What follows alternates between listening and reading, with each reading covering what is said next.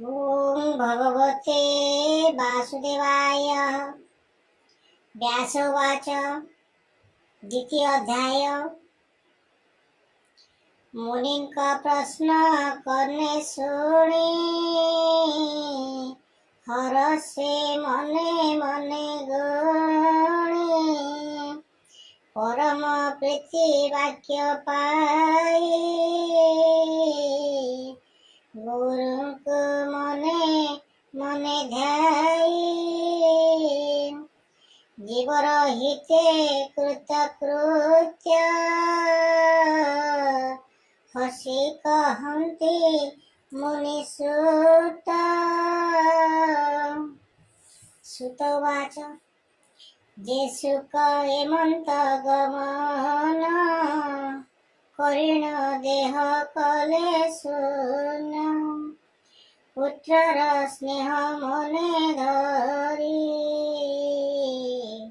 व्यास डाकन्ति उच्च करी। पितार स्नेह रक्षार्थे, उत्तर देले वृक्ष पथे। ताहाको मोर नमस्कार, जे हृद सर्व प्राणीकर। जीवर परित्राणार्थे, करुणा बहि जेउचिते। अखिल वेदर जे सार, जे अनुभव आपणार। कहिले पुराणर सार, ताहाଙ୍କୁ मोर नमस्कार। भारती नर नारायण, जे ग्रंथ संसार तारण। उदित कले संसारे, नमई ताहाଙ୍କ पୟରେ। हेमंत नमस्कार करी, कहन्ति मने मुद भरी। शुण सकल मुनिगण, साधुए तुम्हर वचन। परम मंगल ए बाणी, जीवनिष्ठ हे जाहा शुणी। परम धर्म ए जगते, कृष्ण भक्ति जेहु मते। फलर आशा जहि नाही, विघ्न पशिब बा काहीं। जे भक्ति बळे ए संसार, नुहई पुण ए जीवर।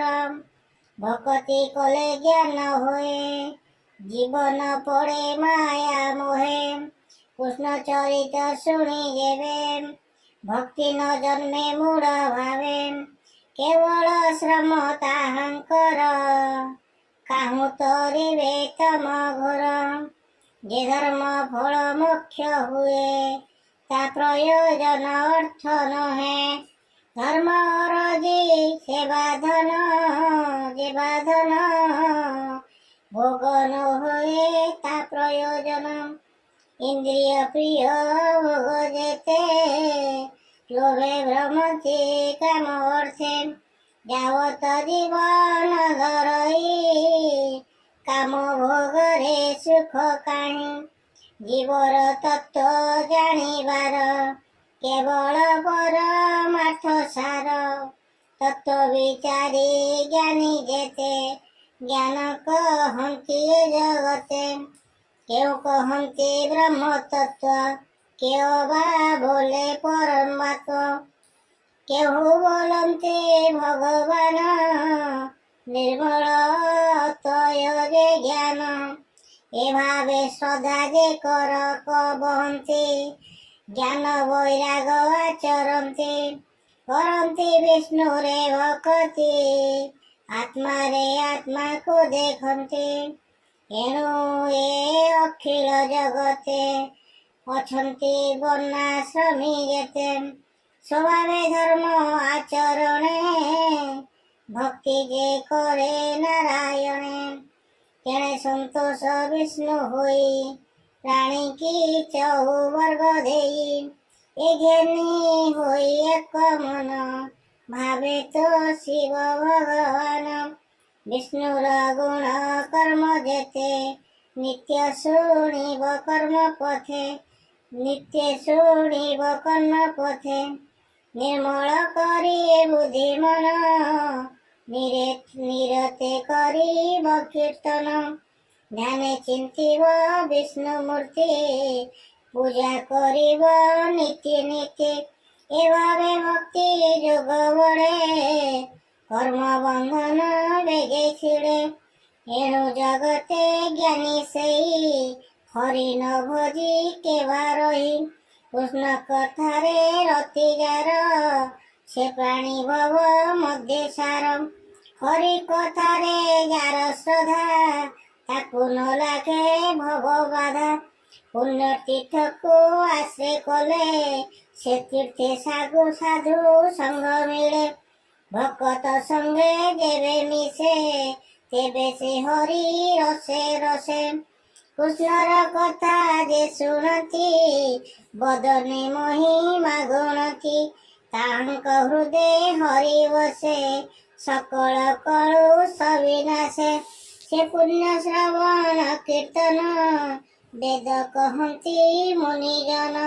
ସାଧୁ ଜନକ ମିତ୍ର ହରି, ଏଣୁ ଭକତଙ୍କୁ ଆବରି। ହେଲେ ତର ତାରଇ ଭବ ସିନ୍ଧୁ, ତେଣୁ ଭକତ ଜନ ବନ୍ଧୁ।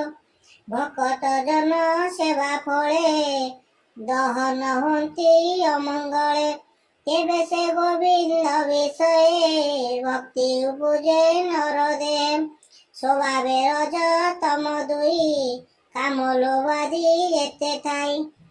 ଚିତୁ ବାହାର ହୋଇଯାନ୍ତି, ସାତ୍ୱିକ ଭାବେ ଆବରନ୍ତି। ଏହି ପ୍ରକାରେ ଯେବେ ମନ, ହୋଇବ ନିର୍ମଳ ପ୍ରସନ୍ନ। ତେବେ ସେ ଭକ୍ତି ଯୋଗ ବଳେ, ବିଷ୍ଣୁ ଭକତ ସଙ୍ଗ ମିଳେ। ନିର୍ମଳ ଜ୍ଞାନ ପ୍ରକାଶ ହୋଇ, ଜନ୍ମ ମରଣ ଆଉ କାହିଁ। ଅଶେଷ ଜନ୍ମ ଗ୍ରନ୍ଥି ବନ୍ଧ, ଏଡ଼େ ଛିଡ଼ଇ ସର୍ବଦ୍ୱନ୍ଦ।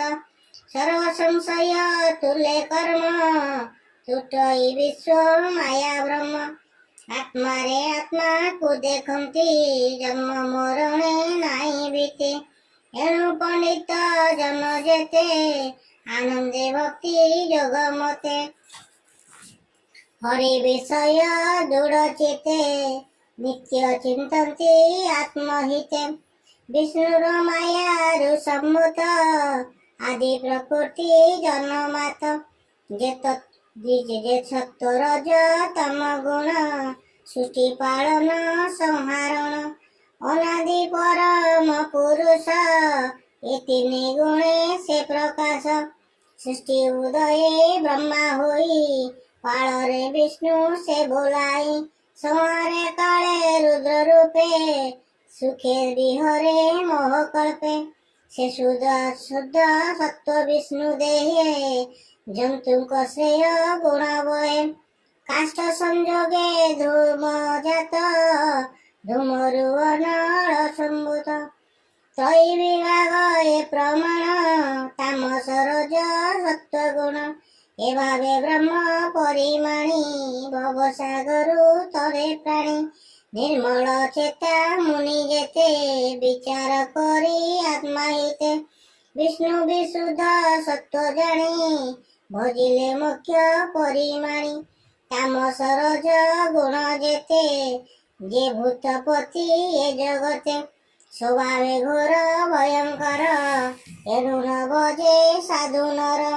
ଅହିଂସା ଶାନ୍ତି ଗୁଣ ଥାନ୍ତି, ହରିଚରଣ ନିତ୍ୟ ଚିନ୍ତି। ଧନ ସମ୍ପଦେ ଯାର ଇଚ୍ଛା, ସେ କରେ ପିତୃଭୂତ ଦୀକ୍ଷା। ସଂସାରେ ବେଦ ଯଜ୍ଞ ଯେତେ, ଯୋଗ ସାଧନ କ୍ରିୟା ମତେ। ପରମ ଜ୍ଞାନ ତପ ଆଦି, କଠୋର ଯେତେ ଧର୍ମ ସାଧି। ଏ ସର୍ବବିଧି ଧର୍ମ ଯେତେ, କରିବ ବିଷ୍ଣୁ ପ୍ରୀତି ଅର୍ଥେ। ଏ ତିନି ଗୁଣେ ନାରାୟଣ, ସୃଷ୍ଟି ପାଳନ ସଂହାରଣ। ଏ ରୂପେ ଆତ୍ମ ମାୟା କରି, ବିଶ୍ୱ ସଂସାରେ ଯେ ବିହରି। ସ୍ୱଭାବେ ତ୍ରିନିଗୁଣ ମୁରାରି, ଖେଳଇ ତ୍ରିଗୁଣ ଆବରି সকল জীব মধ্যে থাই অজ্ঞানে জীব ন জানই অশেষ মহিমা যে ধরে কিবা উপমা দেবা তারে সকল ভূতে হরি বসে ক্ষেত্রজ্ঞ রূপে পরকাশে অগ্নিগেশন কাষ্টে থাই সে রূপে বিশ্ব আত্মা সেই ভূত ইন্দ্রিয় মন করি নির্মিত অটে ভূতচারী স্বতন্ত্র সেও দেহে থাই বিষয় ভোগ কুকরাই দেবতীর্যক নর আদি যে লীলাবতার প্রসিদ্ধি তহিরে অনুরক্ত হই পালই সত্য গুণ বই সে হরি চরণ পঙ্কজ সুজনে মন দেই ভজ কই দাস জগন্নাথ গীত প্রবন্ধে ভাগবত ইতি শ্রীমদ্ভাগবতে মহাপুরাণে পরমহংসং সহিতায়ং প্রথম স্কন্ধে নৈমিষায়ন পক্ষায়ং ভগবন বন্দনং নাম দ্বিতীয় অধ্যায়।